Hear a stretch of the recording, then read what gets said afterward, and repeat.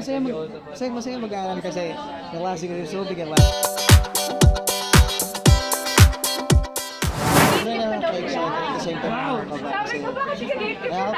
eh. Siyempre kasi sabi nila, ikaw talaga take ka na ng movie professor na sila. So, hindi ko medyo makakapagod. Sana. And excited ako kasi unang-unang ganda ng story, ang ganda ng mga characters, ang ganda ng mga dito. And napakaganda ng story. And siguro yung masasabi ko lang kayo, talagang prepare ako for this. Bibigay ko 100% para sa first movie. Natuwa po kasi medyo malapit sa amin, no? That's why may mga characters. Although, responsive ate. So, hindi ko alam kung ano maging responsive ate. Pero syempre, it's a challenge. Lalo medyo hidali siya kasi si Marco. Para ka na rin siya talaga kapatid. So, just, bata pa lang ko yung kasama natin sa commercial. Parang 8 lang ako noon to 7 siya. So, close na lang kami. And of course, the cast. Si Sherry Lee, nag-work namin siya sa producer. And it's exciting naman for work namin siya. Ayaw kong i-disclose yung role niya, pero it has something to do with my character.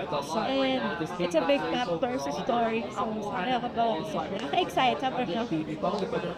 Ako naman, medyo, ano yung character ko dito, medyo malayo sa akin. At mysterious eh. Kasi syempre, parang important ko ba sa balik ba niya sa Extrovert eh. Pero kumbaga, marami siyang alam sa mga nangyayari. And mas pinipili niya mag-document nga namin. So abangan natin yung mga alam nila yun.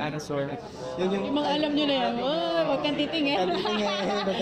So abangan niya yan. Kaya po, actually, grupo kami lagi ni Bryce sa mga PowerPoint presentation namin.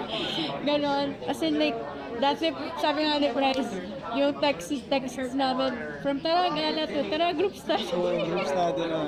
So, talagang nakakatuwa kasi nag-stop ako ng school. Talagang this year bumalik ako. Kasi parang sabi ko naman, kaya ko naman pagsabayin. So, nakakatuwa lang. Kasi ang nakakamiss din talaga mag-aas mo kung naman natin. And, ay, masaya mag-aaral kasi naklase ko rin so bigyan klase ko sa biyahe. So, mas madali yung hanap ng group na yun. Ako, miss ko yung may ka-grupo ko. Kasi for the past years, as in like, 6 years, junior high and senior high, isa lang ako sa lahat ng activity. Like, na-mention ko na yun before, even if inaangkin ko siyang sorry kasi ayoko maapektuhan yung grades ko. Siyempre, baka babaan yung grades kasi late ko makagawa, hindi abot sa deadline na.